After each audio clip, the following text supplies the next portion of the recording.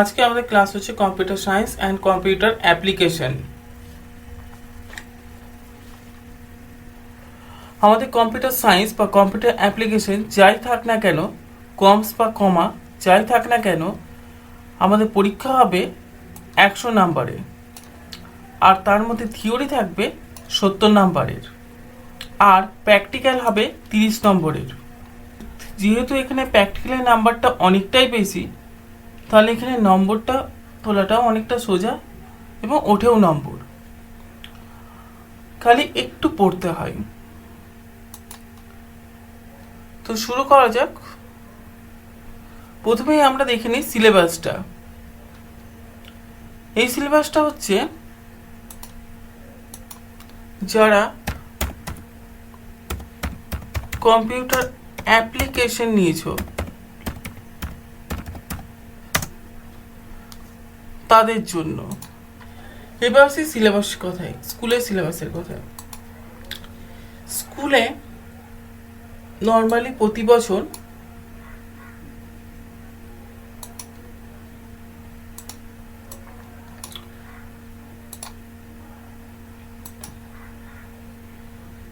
এই প্রথম 3টে চ্যাপ্টার পরীক্ষা নেওয়া হয়ে থাকে প্রথম পর্বে, বা ক্লাস 11-এর প্রথম পর্বে থাকে, এবং ফাইনালে থাকে পুরোটা। ফাইনালে প্রশ্ন বোর্ড থেকে হয়, ওই পরীক্ষাটা যথেষ্ট গুরুত্বপূর্ণ। আর এই যে 3টে চ্যাপ্টারের কথা বললাম, 1 নাম্বার, 2 নাম্বার আর 3 নাম্বার, এই 3টে চ্যাপ্টার পরীক্ষা স্কুলে হয় এবং প্রশ্ন স্কুল থেকে করা হয়।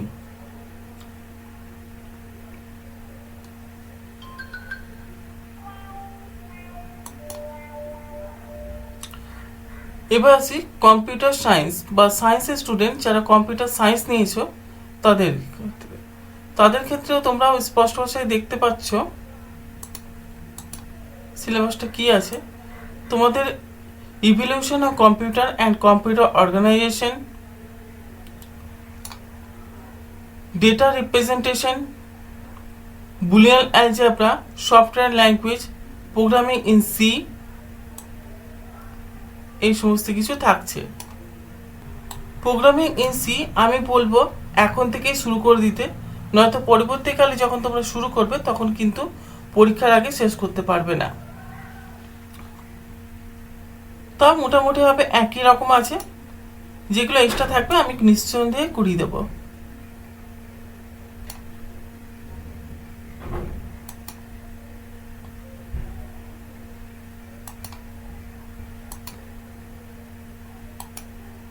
এবার আসি প্রথম চ্যাপ্টারে। প্রথমেই আমি তোমাদেরকে বলবো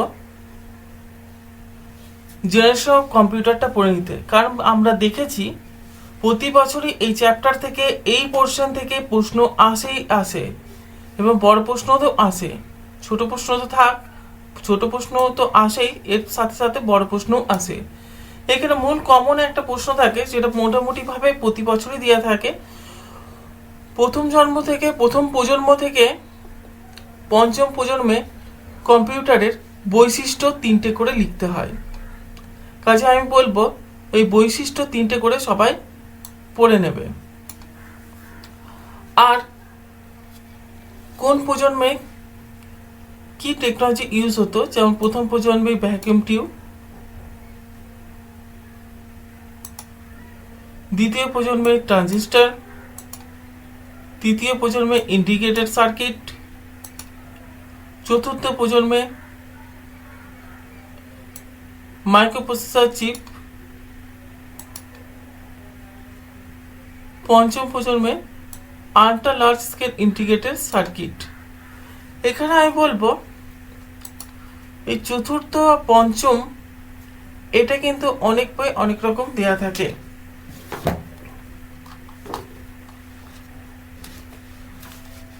চতুর্থ প্রজন্মে তোমরা লিখবে লার্জ স্কেল ইন্টিগ্রেটেড সার্কিট ও very large scale integrated circuit. আমার মতে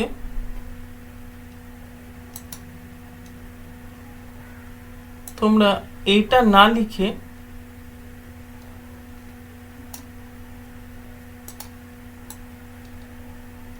এইটা লিখবে। আমাদের প্রথম চ্যাপ্টার ছিল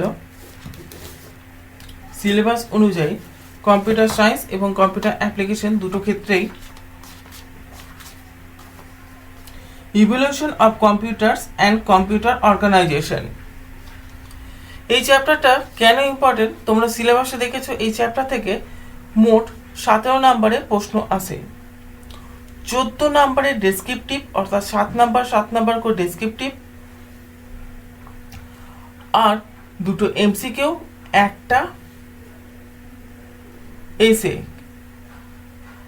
এই সমস্ত কিছু মিলে তোমাদের টোটাল 17 নম্বরের প্রশ্ন আসে। কাজে চ্যাপ্টারটাকে অবহেলা করা একদমই যাবে না। আর সবচেয়ে বড় ব্যাপার এই চ্যাপ্টারটা খুবই সোজা, একটু পড়ে পড়ে খুব নম্বর ওঠে। কাজে আমাদের 17 নম্বরকে টার্গেট করতে হবে। এখানে প্রথমে আমরা যেটা পড়ব, কম্পিউটারে 5টা জেনারেশন হয়। প্রথম জেনারেশন থেকে 5টা জেনারেশন। প্রত্যেক জেনারেশনের আমাদের 3টে করে বৈশিষ্ট্য পড়তে হবে, একদম যেন ঠোঁটস্থ থাকে।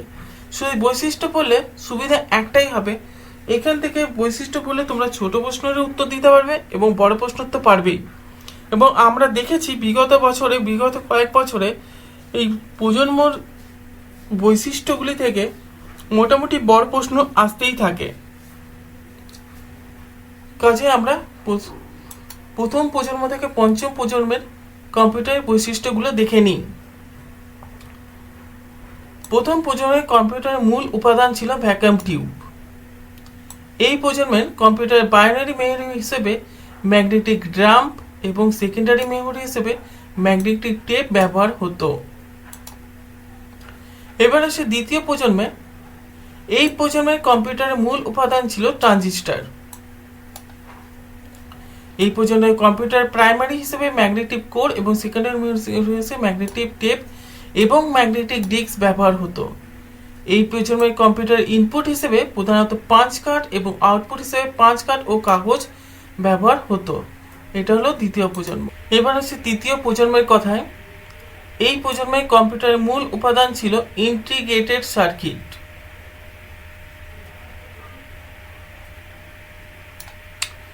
এই প্রজন্মের কম্পিউটারের প্রাইমারি মেমোরি হিসেবে সলিড স্টেট মেমোরি এবং সেকেন্ডারি মেমোরি হিসেবে ম্যাগনেটিক ডিস্ক প্যাকেটে ফ্লপি ডিস্ক ব্যবহার হতো।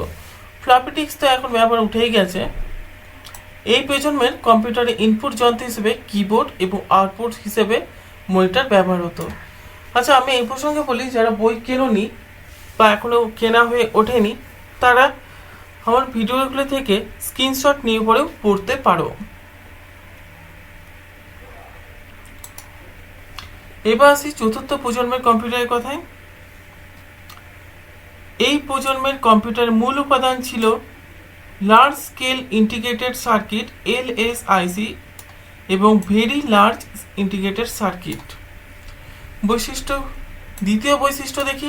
এই প্রজন্মের কম্পিউটারে মেমোরি হিসেবে সলিড স্টেট মেমোরি এবং ভার্চুয়াল স্টোরেজের ধারণা প্রবর্তিত হয় এবং সেকেন্ডারি মেমোরি হিসেবে উন্নত ম্যাগনেটিক ডিস্ক যার সঞ্চয় ক্ষমতা অনেক বেশি ব্যবহৃত হতো।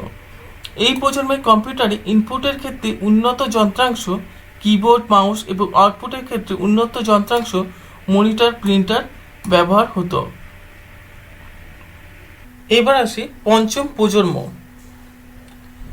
এই প্রজন্মের কম্পিউটারের বৈশিষ্ট্যগুলো বলার আগে আমি একটা জিনিস বলে দিই, এই প্রজন্মে কিন্তু আর্টিফিশিয়াল ইন্টেলিজেন্সের ব্যবহার দেখা যায়। আর্টিফিশিয়াল ইন্টেলিজেন্স কিন্তু পঞ্চম প্রজন্মের কম্পিউটারের বৈশিষ্ট্য। এবার বৈশিষ্ট্যগুলো এক ঝলকে দেখে নিই। এই প্রজন্মের কম্পিউটারে প্রধান ইলেকট্রনিক যন্ত্র হিসেবে ULSI ultra large scale integration circuit বা ইন্টিগ্রেটেড সার্কিট ব্যবহৃত হতো। নির্দেশ বা তথ্য ইনপুটের জন্য কিবোর্ড, মাউস, জয়স্টিক, টাচস্ক্রিন ব্যবহৃত হয়। ফলাফল প্রদর্শন বা আউটপুটের জন্য এলসিডি, এলইডি প্রভৃতি বিভিন্ন ধরনের মনিটর, উন্নত ধরনের প্রিন্টার, সাউন্ড বক্স, প্রজেক্টর ব্যবহৃত হয়। তথ্য সংরক্ষণের জন্য অধিক ক্ষমতা সম্পন্ন ম্যাগনেটিক এবং অপটিক্যাল ডিস্ক ব্যবহৃত হয়ে থাকে।